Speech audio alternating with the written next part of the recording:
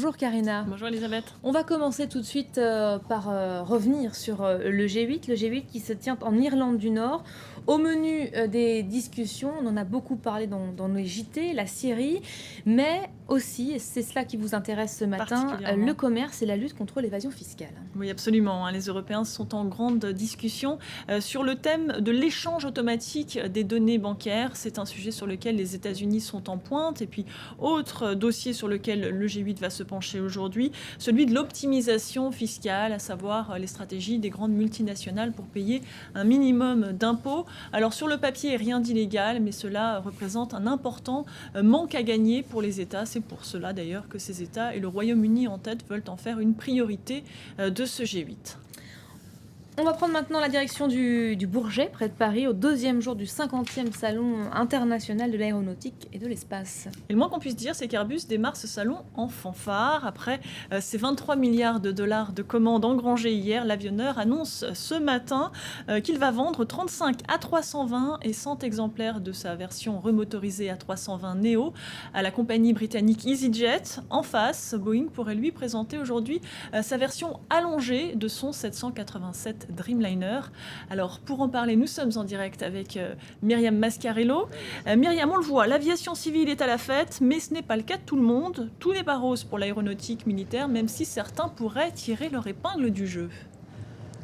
Effectivement, les dépenses militaires sont des dépenses publiques et vous le savez bien en ce moment, que ce soit en Europe ou aux États-Unis, les dépenses publiques sont à la baisse. Donc évidemment, ça a des répercussions sur les achats, par exemple, d'avions de chasse. Mais effectivement, il y a un produit qui marche fort, ce sont les drones. Ce sont un peu les stars aussi ici au Bourget. Il y en a un juste derrière moi, développé par Safran, qui s'appelle le Patroller. Et c'est un drone qui peut être à la fois civil et à la fois militaire, un drone de reconnaissance toutefois, pas un drone de combat. Ce marché des drones, selon le cabinet américain TIL, il va tout simplement doubler d'ici 10 ans. Et en 2023, eh bien, les dépenses annuelles en matière de drones s'établiront aux alentours, on va dire, de 9 milliards d'euros. Il y a deux pays qui sont très forts sur ce marché. Ce sont les États-Unis, qui ont 50% globalement du marché des drones, et Israël, 25%. En revanche, l'Europe a raté le coche des drones, notamment d'ailleurs des drones de combat. L'Europe n'est pas très forte dans les drones d'observation, mais surtout dans les drones de combat, avec ici pour la première fois exposé au Bourget le drone Neurone, qui est développé par Dassault et 6 autres industriels, qui est un drone furtif, un drone véritablement de 3e génération. Il ne sera prêt qu'en 2025, mais il permettra donc d'embarquer de l'armement et d'être extrêmement discret pour les radars.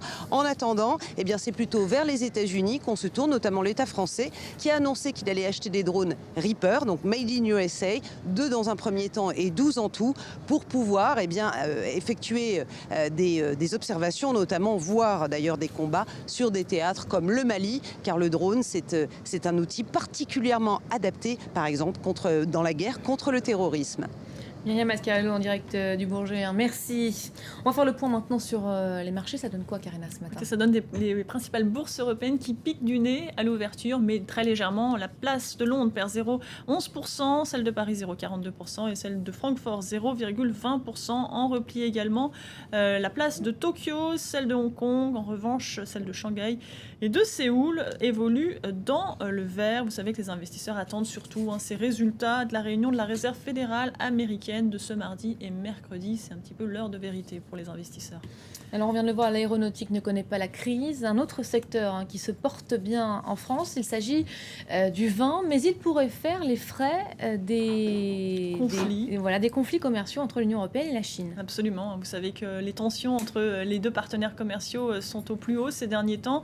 Bruxelles, au début du mois de juin, envisageait de taxer les panneaux solaires chinois et en réplique, Pékin menace de faire la même chose avec les vins européens.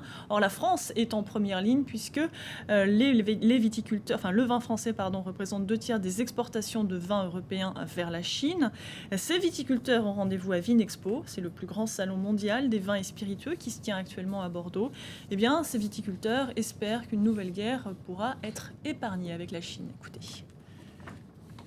Les États n'ont aucun intérêt à rentrer dans une guerre commerciale et je pense donc qu'on peut compter sur nos gouvernements respectifs et nos diplomates pour trouver un compromis qui satisfasse toutes les parties. Et pas d'embellie en vue pour l'automobile en Europe. Le marché est au plus bas depuis 20 ans. Oui, après une légère hausse en avril, les ventes de voitures neuves dans l'Union européenne ont baissé de 5,9% au mois de mai. Et c'est le français PSA qui souffre le plus, avec une chute de 13,2% de ses ventes. Alors c'est dans ce contexte qu'un concessionnaire nîmois a peut-être trouvé la solution pour doper ses ventes. Alors il a trouvé mieux que la prime à la casse. Ce concessionnaire offre 2 voitures pour le prix d'une. Une petite citadine gratuite si vous achetez un 4x4 tout-terrain. En gros, vous dépensez un petit peu plus de 30 000 € pour 2 voitures neuves garanties 5 ans. Alors en 2008, un concessionnaire britannique avait déjà tenté cette expérience. Au final, il n'avait pas gagné beaucoup d'argent, mais cela lui avait permis, un petit peu comme du déstockage, de pouvoir liquider, si vous voulez, ses invendus. Merci beaucoup, Karina. C'était donc le journal de l'économie. Et on va faire évidemment un traditionnel crochet par le kiosque, la revue de presse internationale. Revue de presse internationale présentée par Hélène Fra.